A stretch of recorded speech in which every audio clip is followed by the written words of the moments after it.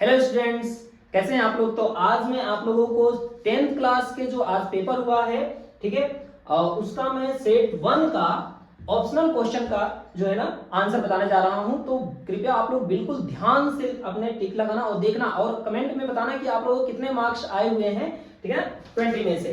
तो चलिए शुरू करते हैं। ये सेट 1 है, पेपर ध्यान से देखिएगा आप लोग।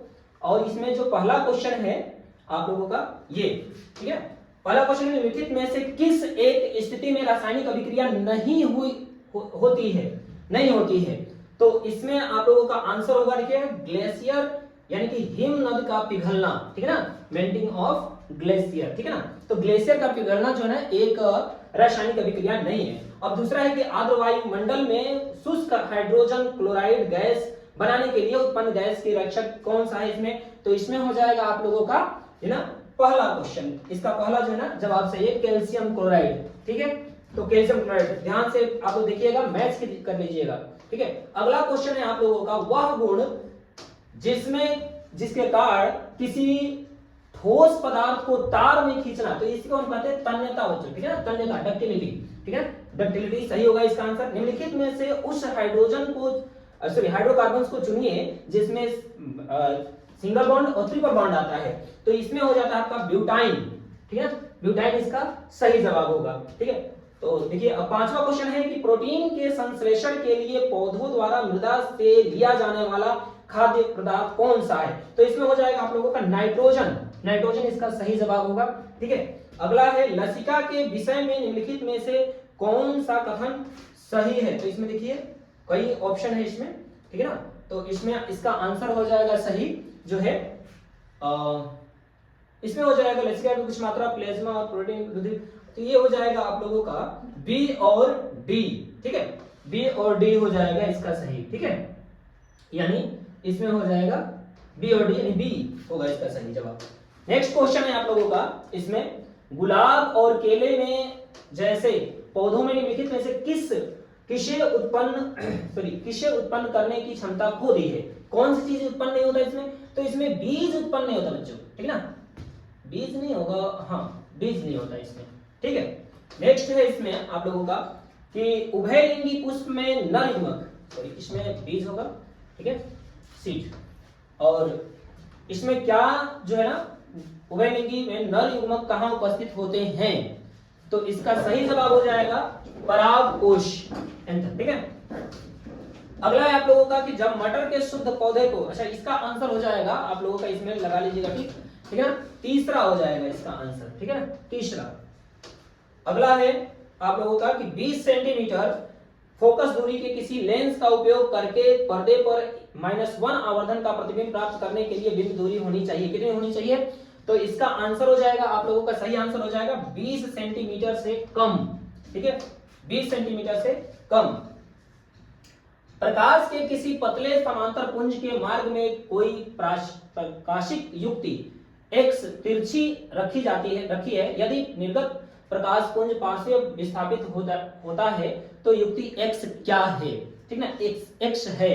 तो क्या है भाई, तो इसमें हो जाएगा आप लोगों का उत्तल लेंस, ठीक है, उत्तल लेंस यानी कि कॉनकेव लेंस हो जाएगा।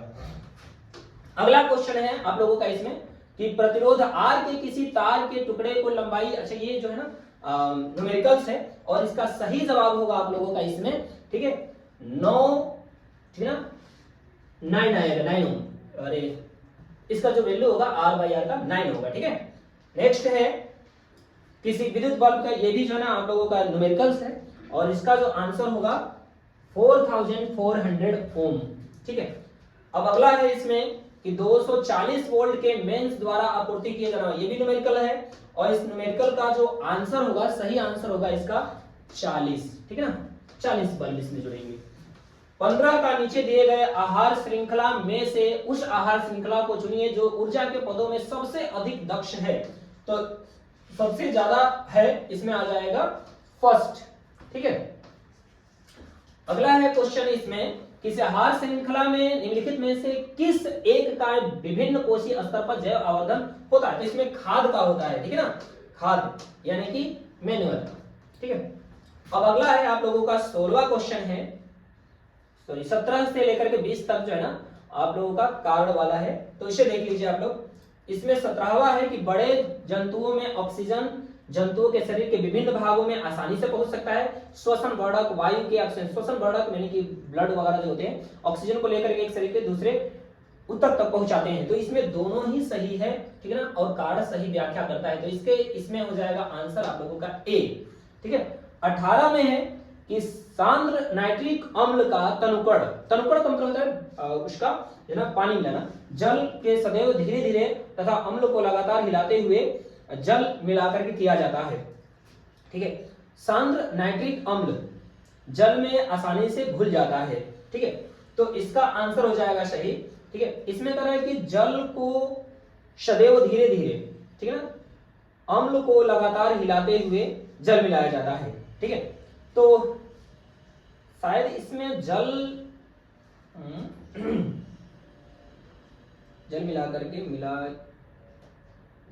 किया जाता है, हाँ ठीक है, जल मिलाकर के किया जाता है। तो इसमें हो जाता है आप लोगों का, इसका आंसर हो जाएगा बी हो जाएगा, ठीक है ना। ये दोनों ही सही है, लेकिन इसका सही व्याख्या सांद्र नाइट्रिक अम्ल का आसानी से घुल जाता है, ये सही व्याख्या नहीं कर रहा है, ठीक है ना। तो इसका आंसर हो जाएगा बी। और इसमें हो जाएगा 19 वाले में हो जाएगा आप लोगों का आंसर, ठीक है। 19 वाले में हो जाएगा इसका बी, और 20 वाले का जो आंसर हो जाएगा इसमें जो हो जाएगा वो हो जाएगा ए। तो ये ऑप्शनल क्वेश्चन आप लोगों का 20 हो गया। और आप लोग कमेंट में बताएंगे कि कौन सा जो है ना कितने नंबर आपको आए हुए हैं। और हाँ बच्चों, अगर जो है ना आप मैथ के पेपर के लिए इंटरेस्टेड हैं तो आप जो ना हमारे जो ना चैनल पे जाकर के मैथ की वीडियो देख सकते हैं, बहुत ही आसान तरीके से समझाया गया है। तो बस आज के लिए इतना ही, धन्यवाद।